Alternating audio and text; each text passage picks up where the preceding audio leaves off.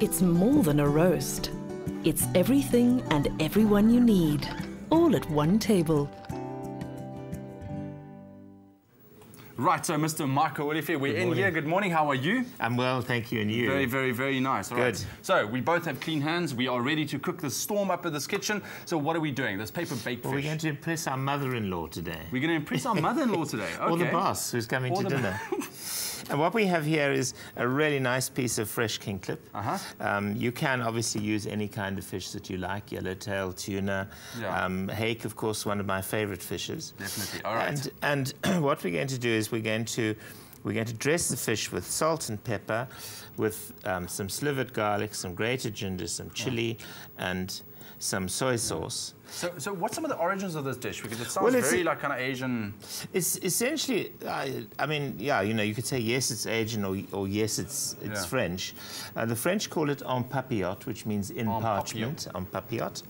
And then, of course, the Asians, as you know, because you've lived in Asia, great on using banana leaves to wrap things up in. And also to steam it and that kind Absolutely. So it's simply a way of closing up a piece of fish or vegetables or whatever.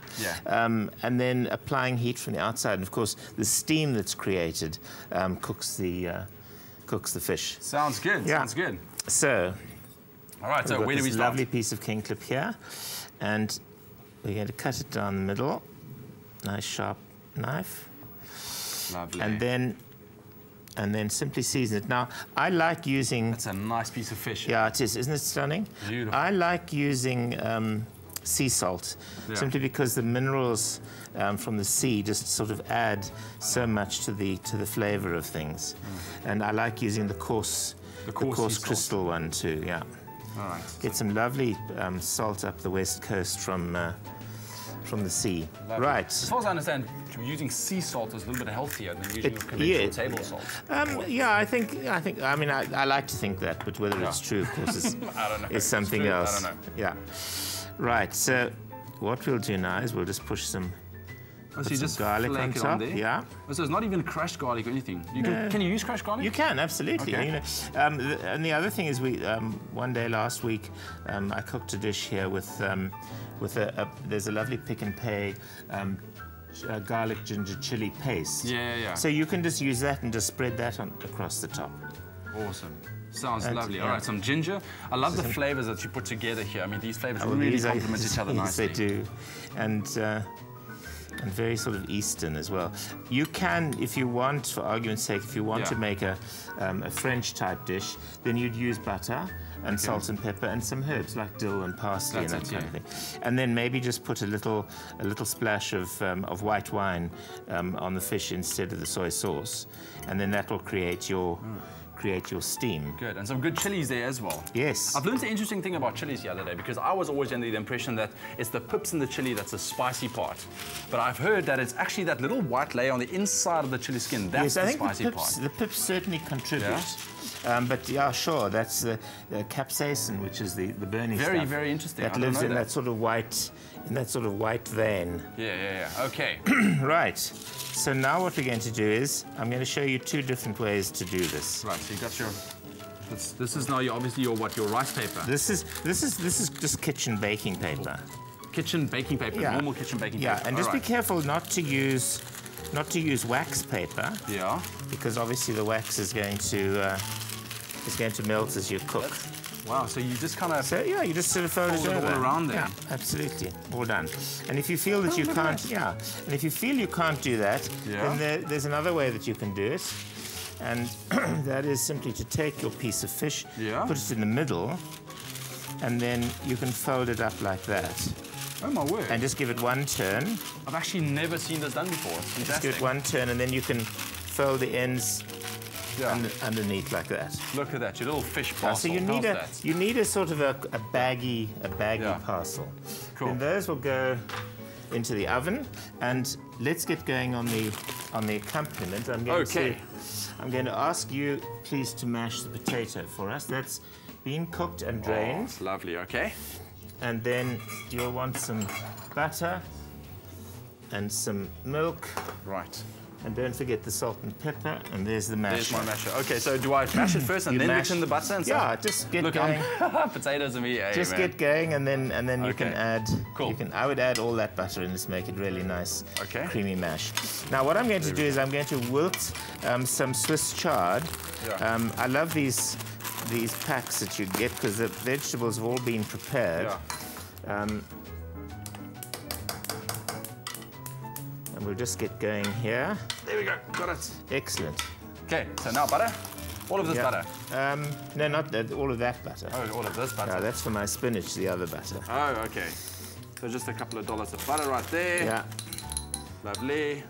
And some milk.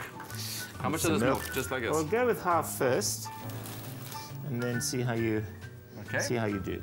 Right, I've got the Swiss chard here. I'm going to add just a little bitty water to it, just to help steam it. You're doing well there. That's it. Yeah, no, it's coming along very nicely. And then just get some salt and pepper into it, and you'll be fine.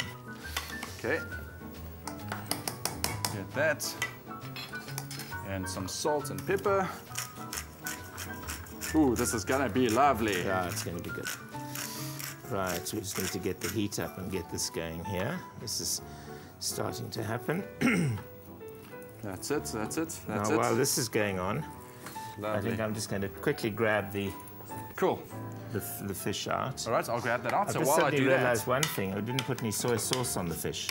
Oh, so that's when you need to dribble some soy sauce over the fish as well. So while Michael will get that, remember you can get all of these ingredients at your local Pick n Pay. Get your Smart Shopper card, go check your points, go rack up some points, and you could who knows, the more you buy, the more points you get, the more groceries you can get for free. Easy. Right. Okay. So my mash is looking very, very good. Your mash is looking great.